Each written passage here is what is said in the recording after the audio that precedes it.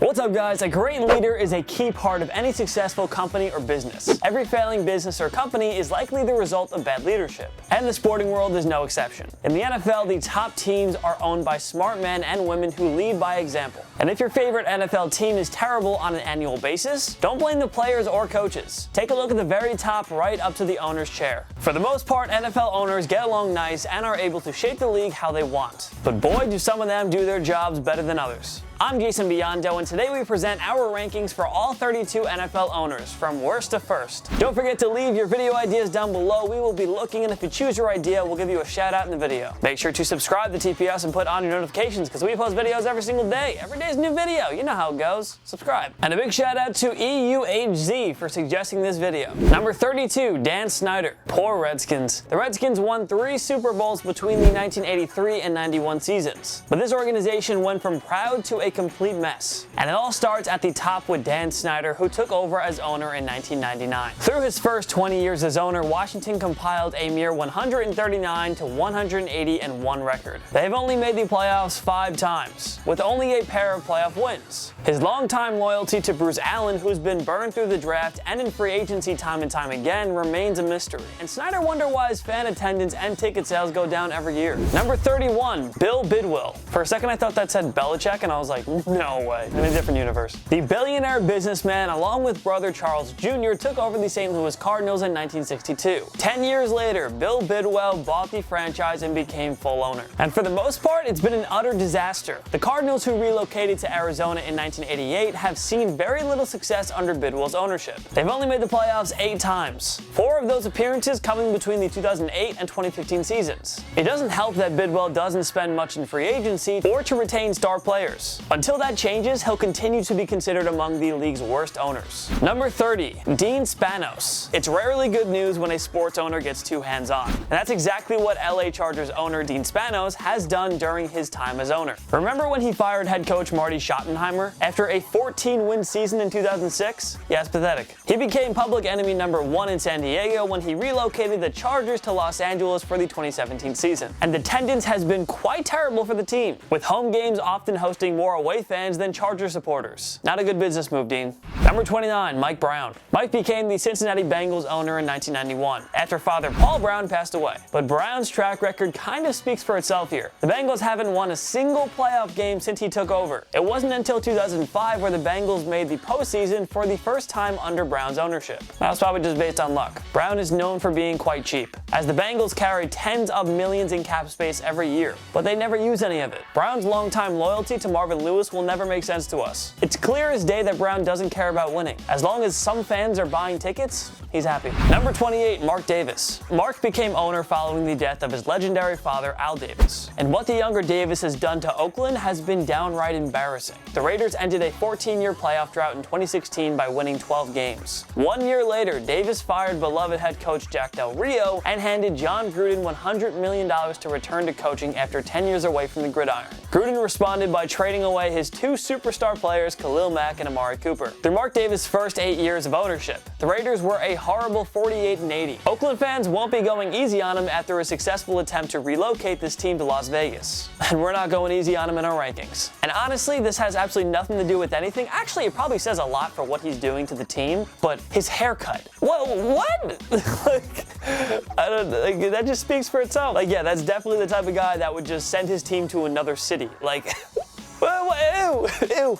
Number 27, Woody and Chris Johnson. If the Johnson family wanted to run a circus show on the field from the get-go, then mission accomplished. Woody bought the franchise in 2000. 2 decades later, and us Jets fans are left wondering if we'll ever have nice things. New York has made the playoffs 6 times since Johnson bought the team, including 2 AFC title games. But their last playoff berth was in 2010. Rex Ryan's failed Super Bowl guarantees, Mark Sanchez in the butt fumble, it goes on. The Jets have been a laughingstock, but did spend big in free agency this offseason. So we'll see how that goes. Hopefully it works out well. I'm praying actually, but who knows. Number 26, David Tepper. Original Carolina Panthers owner Jerry Richardson sold the team following allegations of sexual harassment and racism. David Tepper took over as owner in 2018. It's far too early to determine how Tepper has fared after his first season. We'll get a better idea in 5 years. But he hasn't been a downright terrible owner, so he finishes ahead of a few guys here. Number 25, York family. Eddie DeBartolo Jr. gave the San Francisco 49ers ownership keys to his sister Denise York and her husband John. The 49ers had won 5 championships under DeBartolo Jr., so the York family had to keep that winning tradition going. Denise and John's son Jed is also the team's CEO, and let's just say this team has been a disaster for most of the 21st century. All Jim Harbaugh did was lead San Fran to 3 straight NFC title games from 2011 to 13, including a trip to Super Bowl 47. Too bad Jed didn't like him and practically forced him out after the 2014 season. The 49ers went on to record losing seasons over the next 4 years. Turns out having your young son essentially fire a great head coach just because he didn't like him isn't really the smart move. Number 24, Stephen M. Ross. Ross became 95% owner of the Miami Dolphins in 2009, when they were coming off a surprise AFC East Division crown. The future was looking up at the time, but the Fins have been the ultimate definition of mediocre ever since. Since Ross became full owner, Miami has only made the playoffs once, and that was in 2017. It was also their only winning season during Ross's first 10 years. A 72-88 record through Ross's first decade of ownership leaves a lot to be desired in South Beach. It's simply not good enough. Number 23, Jimmy Haslam. Some long disgruntled Cleveland Brown fans may ask us to put him a little bit lower on this list, but he only took over as owner in 2012. And the future actually looks promising with the likes of Baker Mayfield, Denzel Ward, Odell Beckham Jr., and Myles Garrett. Yes, the Browns won just 1 game in 2016, and they went winless in 2017. Yes, Hugh Jackson was around for way too long as head coach, but hey, bringing in John Dorsey as the new GM was a home run. That's the man who put Cleveland on the path to an ultra-bright future. A 27-84-1 record through 2018 is obviously terrible, but again, the future is super bright, and Haslam hasn't been around for decades like some of these other owners whose teams have been awful on consistent basis. Number 22, Shad Khan. Mr. Khan has been owner of the Jacksonville Jaguars since 2012. And he's done his job in ensuring this team stays there long term. There's not going to be any relocation after all. Still, aside from a 10-win season and AFC Championship appearance in 2017, Jacksonville just hasn't been very good. Take away that 2017 season, and the Jaguars haven't topped 5 wins in a season under Khan. But he was also inheriting an absolute mess when he took over, and he was a genius for getting Tom Coughlin to come back and lead the front office. The future is looking good in Jacksonville. Number 21, Jerry Jones. Sure, the Dallas Cowboys won 3 championships under Jerry Jones' guidance in the 90s. And sure, they're a playoff threat practically every year. But my God, when will the guy remove himself as the acting GM? Remember when he fired a great head coach in Jimmy Johnson, who only led the team to 2 Super Bowl titles? Yeah, that didn't turn out so well. But yet he's been loyal to world-class clapper Jason Garrett for almost a decade. And he's only led Dallas to a pair of playoff wins. Not ideal. Number 20, the GLAZER family. Owner of the Tampa Bay Buccaneers for 2 decades, Malcolm GLAZER passed away in May 2014, and his sons Edward, Brian, and Joel took over control of the organization. The Bucs won Super Bowl 37 in the 2003 season, but they've been a complete mess ever since. It's not entirely ownership's fault that Jameis Winston hasn't been able to keep it clean on and off the field, but they've been patient with GM Jason Light for far too long, and they can't seem to hit it the right way with any head coaching hiring, although it's hard to complain about their addition of Bruce Arians. So we'll see. Number 19, Martha Ford. When William Ford passed away in 2014, his wife Martha took over as owner of the Detroit Lions. Obviously, this organization isn't anywhere close to winning a Super Bowl. But in Mrs. Ford's first 5 years of ownership, the Lions made the playoffs twice and recorded 3 winning seasons. So, you know, could be a lot worse. Number 18, Terry Pegula. The Buffalo Bills owner Ralph Wilson passed away in 2014. And Terry, owner of the NHL Sabres, bought the team for a reported winning bid of $1.4 billion. Wow, not that much. It's too early to accurately judge him. But during his reign, the team did end a 19-year playoff drought in 2017. Not only that, but Buffalo had 2 winning seasons in his first 4 years of ownership. So that's pretty good. We'll see what happens. Number 17, Virginia HALAS McCaskey. McCaskey's ownership, which has lasted nearly 40 years now, has a good amount of ups and plenty of downs. That's why she deserves a middle-of-the-pack spot here. The Bears did win Super Bowl 20, and they remained a powerhouse in the 80s. But the Bears have been a mediocre team for most of the past 25 years or so. Though they did reach Super Bowl 41 and appeared in the 2010 NFC title game, things are looking bright again in Chicago. So Virginia should move up in owner rankings soon. Number 16, McNair family. The late Bob McNair was able to bring aboard the Houston Texans expansion franchise in 2002, and he was the owner up until his death in November 2018. His wife Janice and son took over as owner owners after his passing. Bob's leadership was enough for us to put the Texans in the top half here. After a painful first decade, this franchise turned around in 2011. 7 winning seasons through 17 years is pretty good for an expansion franchise. Not to mention 5 AFC South Division titles. Number 15, Stan Kroenke. The billionaire businessman owns too many sports teams. It's hard to keep count of them all. Arsenal FC, the Denver Nuggets, Colorado Avalanche, and the Los Angeles Rams, among others. The Rams were a mess for a while when Kroenke took over in 2010, but he hit a home run by bringing aboard Les Snead, who brought in Sean McVay. The Rams won their second straight NFC West Division title in 2018 and earned a Super Bowl 53 berth. That's enough for us to put Kroenke in the top half of owners, since the Rams have an ultra-bright future ahead of them. Number 14, Amy Adams Strunk. Tennessee Titans owner Bud Adams passed away in 2013, and his children took over control of the team. However, his daughter Amy Adams Strunk took over as owner in 2016, and it's pretty hard to complain about her job performance thus far. The Titans recorded 3 straight 9-win seasons from 2016 to 18, and they won a wildcard playoff game in 2017. So far, she's been confident in her front office and coaches, not getting too involved in team operations. So, no complaints here. Number 13, Zygi Wilf. The Minnesota Vikings haven't been able to end their Super Bowl drought under this owner,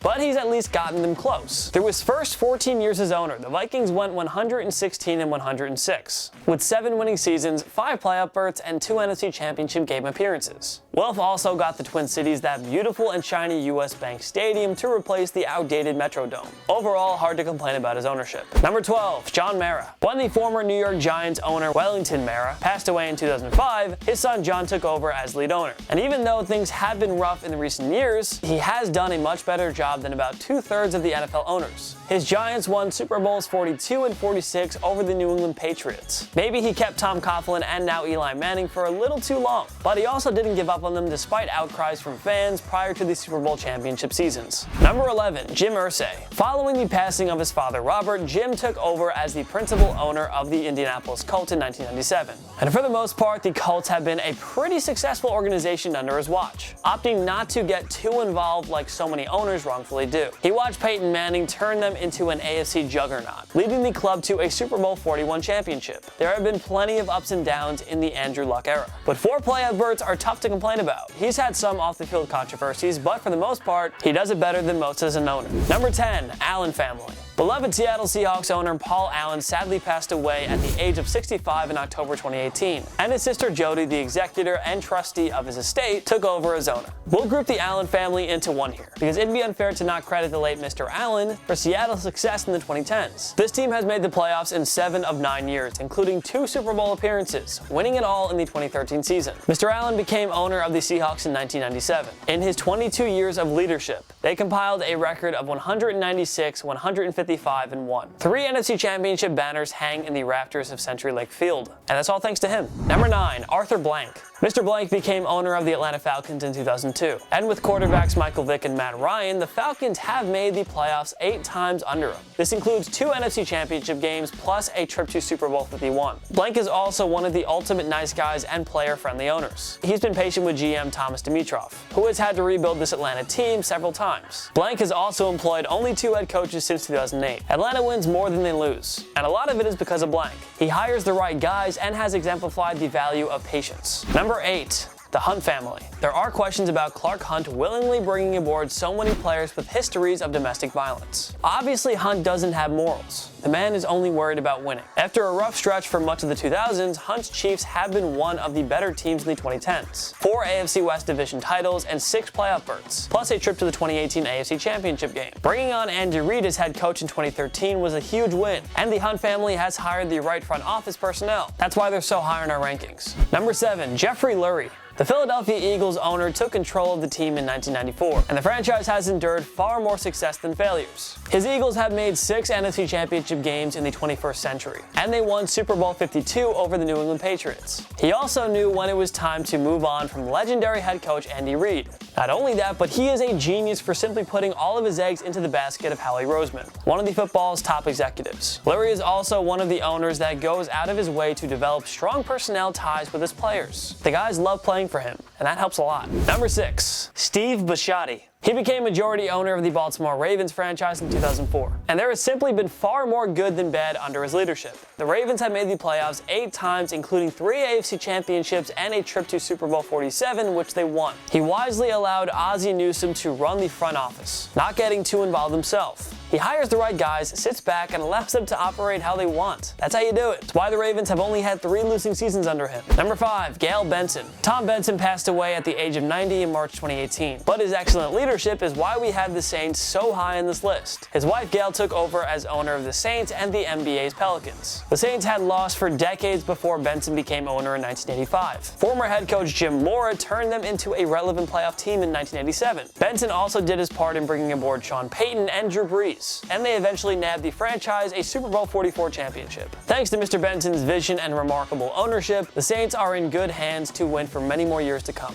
Number 4, Green Bay Packers Inc. The lone publicly owned NFL club has been one of the most dominant and consistent NFL franchises through its century-long history. But all those championships with Vince Lombardi and Bart Starr, plus all the winning under Brett Favre, isn't why they're number 4. The Packers obviously don't have that one owner. Thousands of fans own the team. The results speak for itself. They've made the playoffs in 9 of the past 12 years, including 4 NFC Championship game appearances and a Super Bowl 45 title. The Packers don't undergo many coaching changes. Mike McCarthy was fired in 2018 following 12 years with the team. Management is always stable too. It's not a lot to dislike here. Number 3, the BOWLEN family. The Broncos have taken a step back since their Super Bowl 50 championship, but the overall success of the team under Bowlen simply cannot be ignored since he became owner in 1984. Sadly, he had to give up control in 2014 as he dealt with Alzheimer's. 5 years later, in June of 2019, he passed away at the age of 75. 2018 marked the first time where the Broncos had recorded consecutive losing seasons since 1971 to 72, and the first under Bowlen's ownership. This team has reached the Super Bowl 7 times, winning 3 Lombardi trophies. Through 2018, the Broncos had 333 wins, 225 losses, and 1 tie under Bowlen. Number 2, Art Rooney II and family. In the Super Bowl era, no team has been a consistent winner like the Pittsburgh Steelers, whom the Rooney family has owned since the franchise's inception in 1933. The Steelers are tied with the New England Patriots for most Super Bowl titles with 6. Guys, this team has only had 3 coaches since 1969.